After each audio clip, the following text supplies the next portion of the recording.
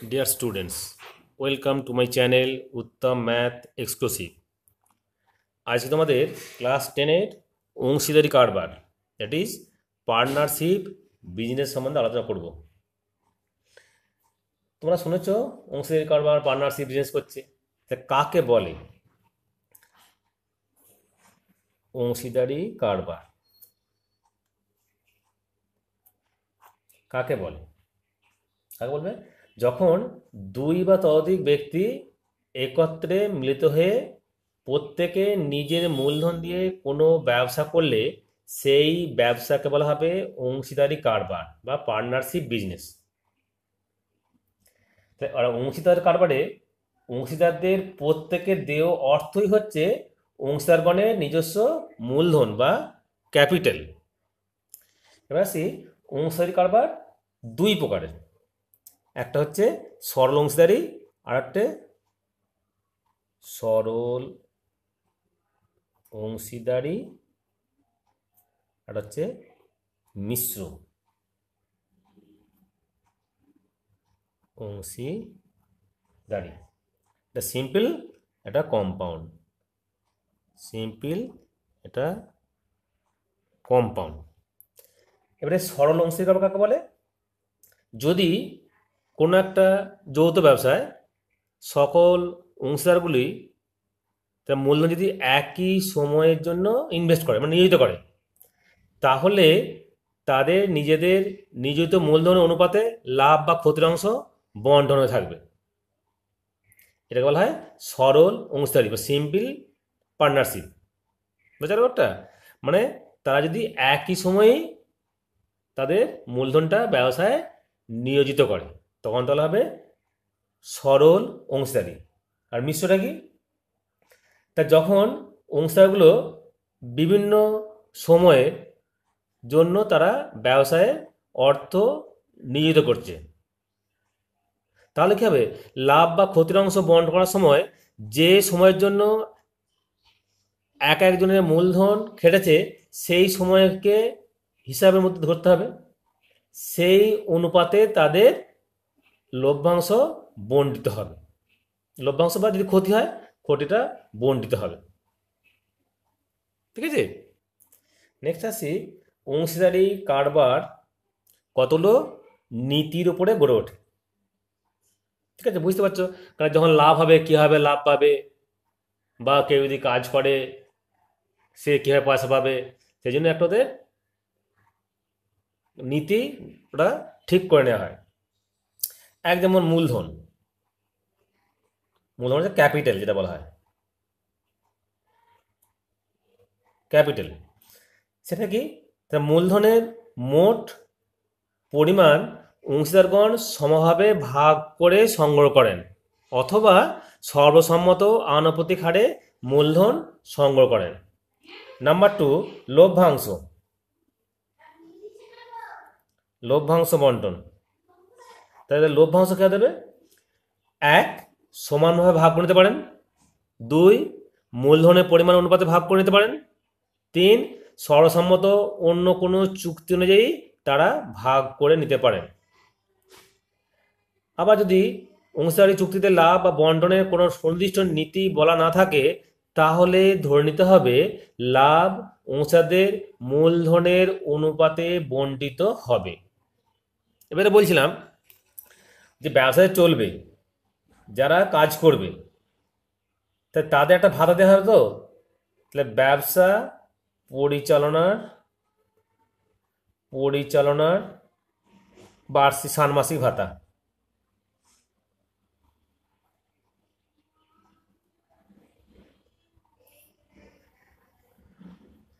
তাহলে ব্যবসা পরিচালনার ক্ষেত্রে অংশীদারদের প্রত্যেকে বা কেউ কেউ যদি সময় বা শ্রম দিয়ে থাকেন, তবে তার জন্য তাদের কী হারে ষান্মাসিক ভাতা দেওয়া হবে তার চুক্তির সময়ই নির্ধারিত করা হবে।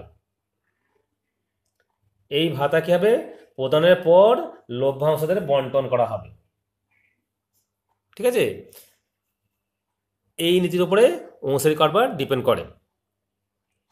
একটা প্রথম বলি, ধরো তাদের কোনো চুক্তি নেই, তারা টাকা ইনভেস্ট করেছে। যেমন তোমাদের বই দেখো, কোষে দেখি 14, পেজ 202 পাতা। অঙ্কটা আছে কি, আমি ও আমার বন্ধু মালা দুজনে যথাক্রমে 15,000 টাকা ও 25,000 টাকা দিয়ে মূলধন নিয়ে একটা ব্যবসা শুরু করলাম। 1 বছর পরে 16,800 টাকা লাভ হলো। হিসাব করে দেখি আমরা কে কত লভ্যাংশ পাবো। তাহলে আমরা কি করব, প্রথমে তাদের মূলধনের অনুপাত করব। তাহলে আমার ও আমার বন্ধুর মূলধনের অনুপাত সমান কত দিচ্ছি, 15,000 ইস টু 25,000, দ্যাট ইজ 3:5।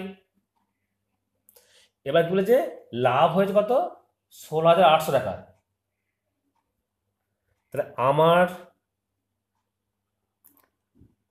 লভ্যাংশের পরিমাণ সমান 16,800 ইন্টু 3 যোগফলটা আনুপাতিক ভাগ করে করছি আমরা,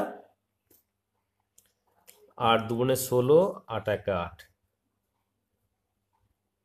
6300 টাকা। 3 যোগফল 5 + 3 8। সিমিলারলি আমার বন্ধুর লভ্যাংশের পরিমাণ 16,800 ইন্টু 5/8, 0 0 5 5 10, এত টাকা। তাহলে কি হলো, এখানে যে যেমন মূলধন দিয়েছে সেই অনুপাতে এদের ভাগ হয়ে গেল। ঠিক আছে, এটা হলো সরল অংশীদারি। নাম্বার 2 কি বলা আছে, বলেছে প্রিয়ম সুপ্রিয় বলু যথাক্রমে এত টাকা, 15,000 টাকা, 10,000 টাকা এবং 25,000 টাকা দিয়ে একটি ব্যবসা ছোট মুদির দোকান খুললো, কিন্তু বছরান্তে 3,000 টাকা লোকসান হলো। কাকে কত টাকা লোকসান দিতে হবে? তো এটা হতেই সরল অংশীদারি করার মতো অঙ্ক। তাহলে প্রিয়ম সুপ্রিয়া ও বুলু মূলধনের অনুপাত সমান 15,000 ইস টু 10,000 ইস টু 25,000, তাহলে হলো 3:2:5। তাহলে প্রিয়মের লোকসানের পরিমাণ 3,000 ইন্টু 3/10, 7 3 10 সমান 900 টাকা। একইভাবে সুপ্রিয়ার লোকসানের পরিমাণ 3,000 গুণিতক 2/10 সমান 600 টাকা, এবং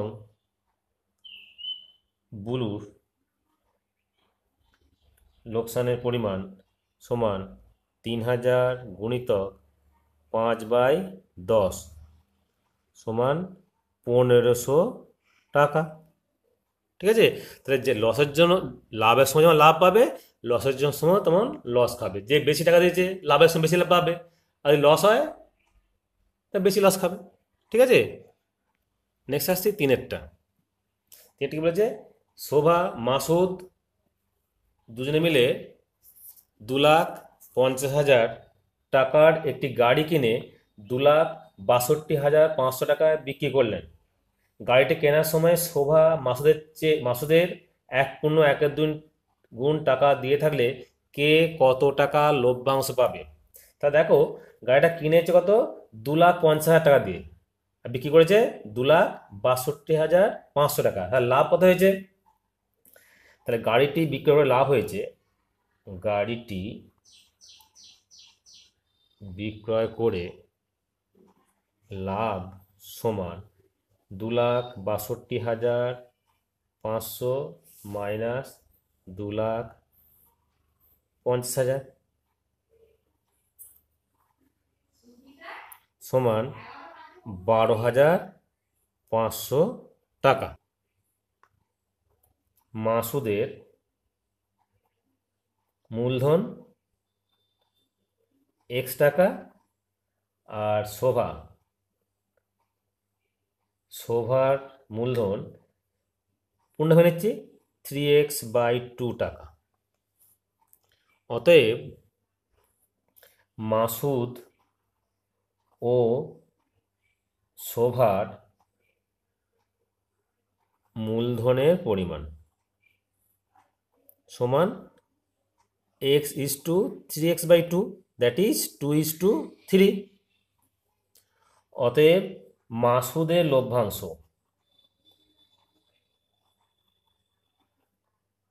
12,500 টাকা ইন্টু 2/5। আনুপাতিক ভাগ করলাম,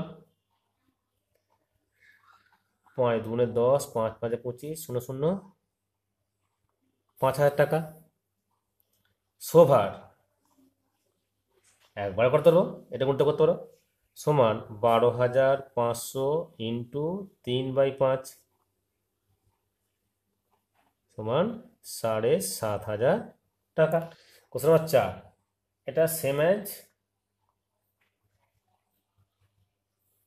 2। 5 টাকা বলে দীপু, রাবেয়া ও মেঘা যথাক্রমে 6,500 টাকা, 5,200 টাকা ও 9,100 টাকা মূলধন নিয়ে একটি ছোট ব্যবসা শুরু করলো। ঠিক 1 বছর পরে 14,400 টাকা লাভ হলো। ওই লাভের 2/3 দ্বারা সমানভাবে এবং বাকি অংশটা মূলধনতে ভাগ করে নিল। তাহলে কে কত টাকা পাবে? এই চুক্তি হলো 2/3 সমানভাবে ভাগ করে, বলছিলাম 2/3 সমানভাবে ভাগ করে নিচ্ছে, বাকি টাকাটা তারা মূলধনতে ভাগ করে নেবে। এটা হচ্ছে চুক্তি। তাহলে 14,400 টাকার 2/3 সমান 14,400 ইন্টু 2/3, 3 4 12, 3 8 24, 0 0 সমান 9,600 টাকা। তিনজনে সমান ভাগে ভাগ করলে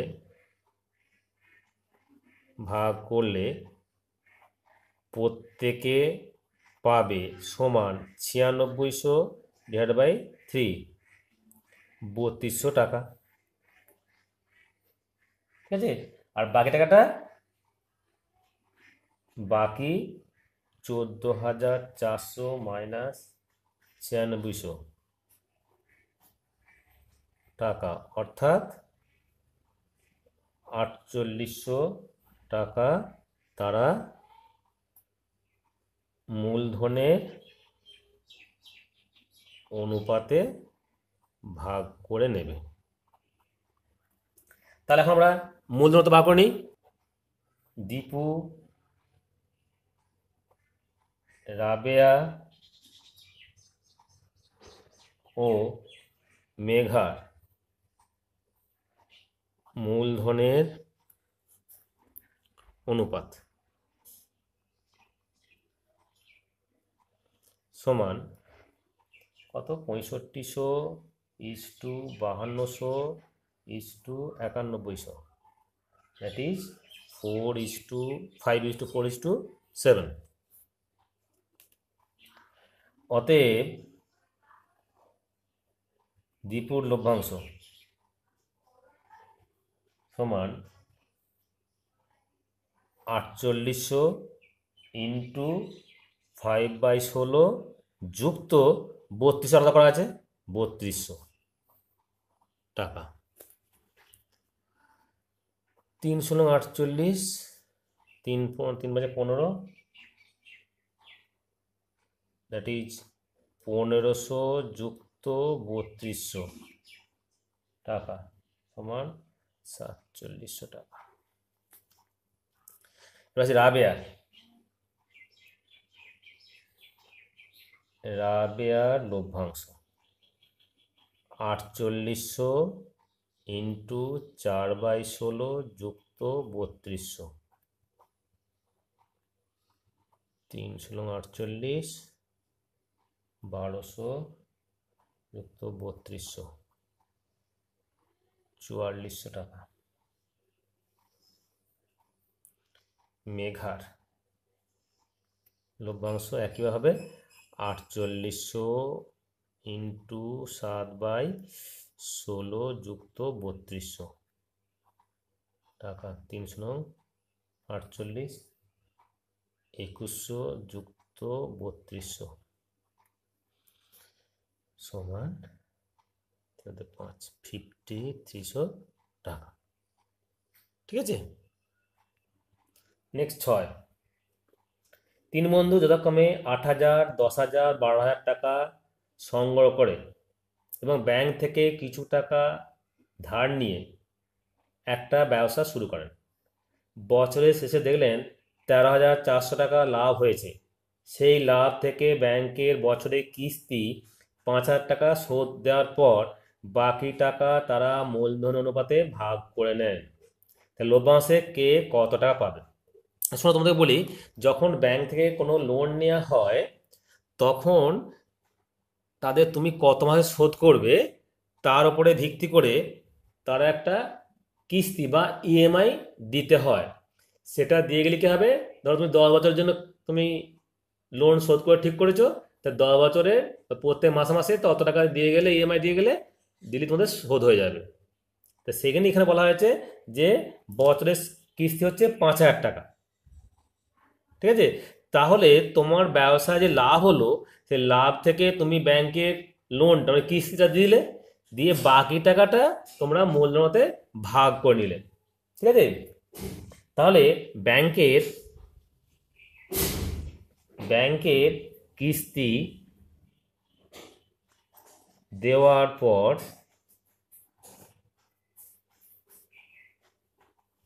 অবশিষ্ট লাভ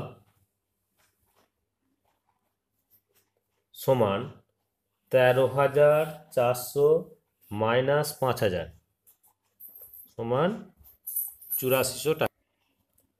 এবার 3 বন্ধুর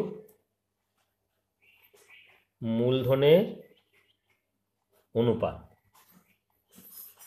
8,000 ইস্টু 10,000 ইস্টু 12,000 সমান 4:5:6। এবারে প্রথম বন্ধুর লভ্যাংশ,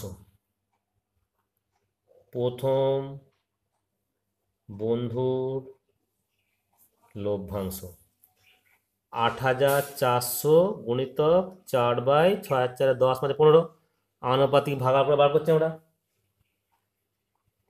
সমান 240 টাকা।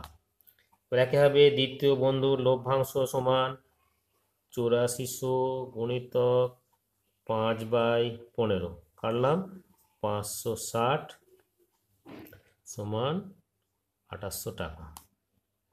তৃতীয় বন্ধুর লভ্যাংশ 8,400 গুণিতক 6/15, একই হবে 560 সমান 3360 টাকা। ঠিক আছে। 7-8টা 2 বন্ধু 2 বছরের মধ্যে টাকা ফেরত দিলে কোনো সুদ দিতে হবে না, এই শর্তে 3 বন্ধু একটি সমবায় ব্যাংক থেকে 6,000, 8,000, 5,000 টাকা ধার নিয়ে যৌথ ব্যবসা শুরু করলো, সাইকেল রিক্সা ক্রয় করলো। 2 বছর পর হিসাব করে দেখা যায় সমস্ত খরচ খরচা বাদ দিয়ে তাদের 30,400 টাকা আয় হয়।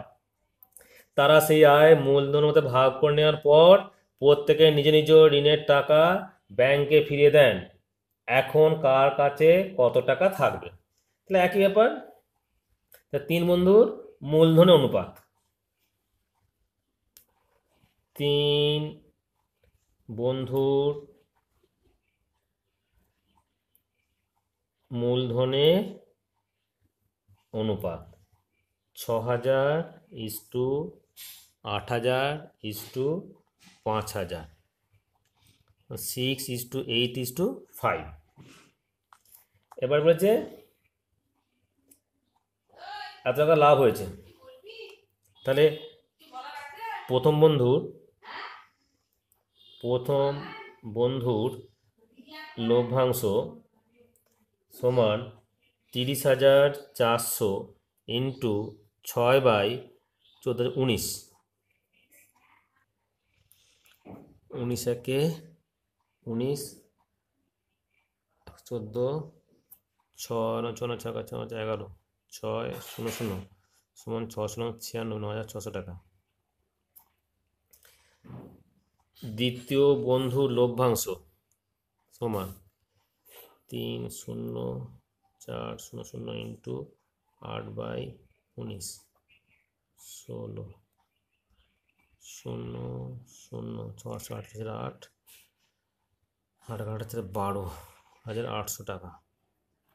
তৃতীয় বন্ধুর লভ্যাংশ সমান 30,400 গুণিতক 5/19, 16, 580, এত টাকা। টাকা ফেরত দেওয়ার পর ঋণের টাকা ফেরত দেওয়ার পর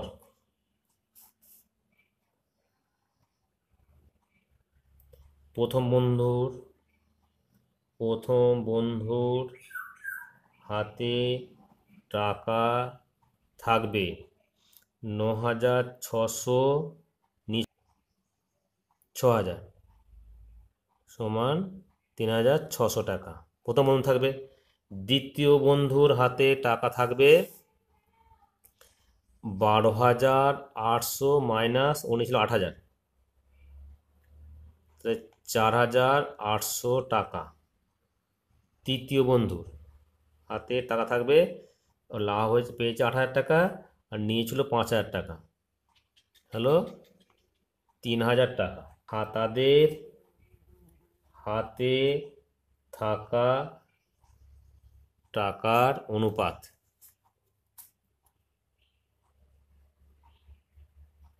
সমান 3600:4800:3,000,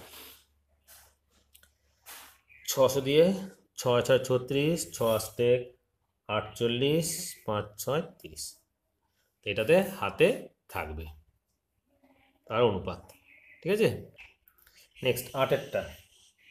3 বন্ধু যথাক্রমে 1,20,000, 1,50,000 ও 1,10,000 টাকা মূলধন নিয়ে একটি বাস ক্রয় করেন। প্রথমজন বাকি দুজন কন্ট্রাক্টরে কাজ করেন। তারা ঠিক করেন যে মোট আয়ের 2/5 তার কাজের জন্য 3:2 এর মধ্যে ভাগ করে নেবে। ওটা বলতে সমান ভাগ করবে, এটা বলে দিয়েছে কি ওর মধ্যে ভাগ করে, সেটা বলে দিয়েছে 3:2 এর মধ্যে ভাগ করবে। বাকি টাকাটা তারা মূলধনের মধ্যে ভাগ করে নেবে। কোনো এক মাসে যদি এত টাকা আয় হয়ে থাকে তাহলে কে কত টাকা ভাগ পাবেন। তাহলে 3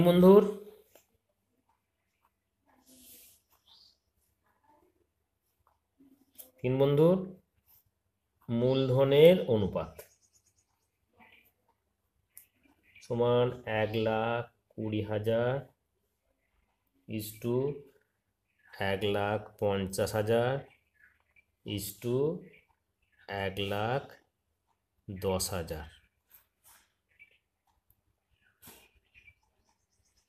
সমান 12:15:11। এবারে মোট আয়ের 2/5 সমান 2/5 ইন্টু 2,9,260 টাকা সমান 5×5=25, 5 42, 5 8 40, 5 25, 5 2 10 সমান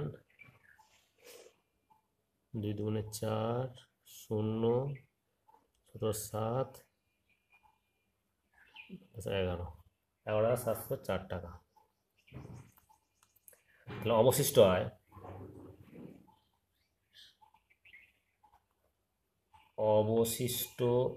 আয় সমান 29260 মাইনাস 11,704 টাকা সমান 17556 টাকা। শর্ত দেওয়া আছে এই টাকাটা তারা 3:2 মতো ভাগ করবে, 3:2:2। তাহলে শর্ত অনুযায়ী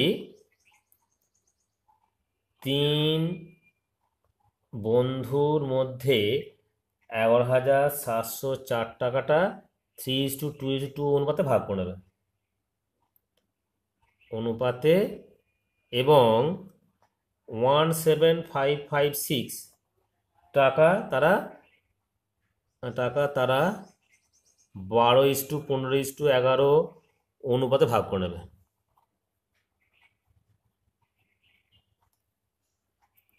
অতএব প্রথম বন্ধুর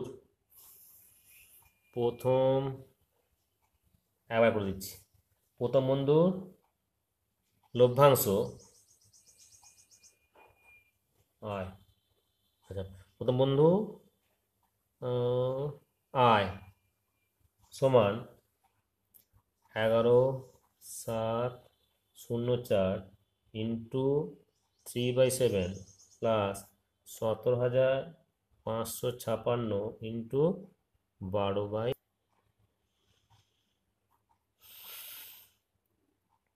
সমান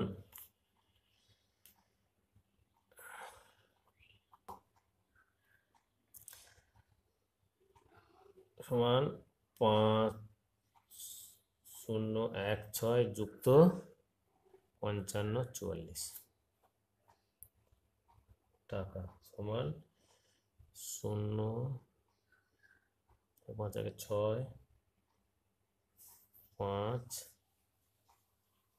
10 টাকা। এবারে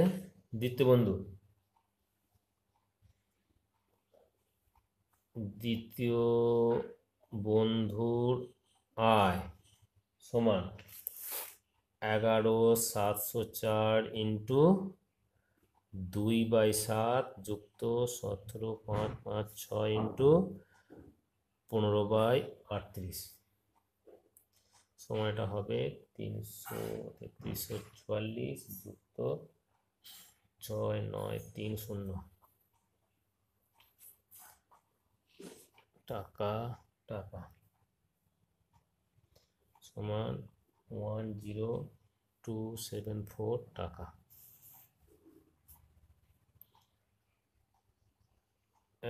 তৃতীয় বন্ধুর আয় 11704 ইন্টু 2/7 যুক্ত 17,556 ইন্টু 11/38 টাকা সময়টা একই হবে 3344 যুক্ত 5082 টাকা সমান 6 12 1 1 1 1 4 5 3 8 এত টাকা।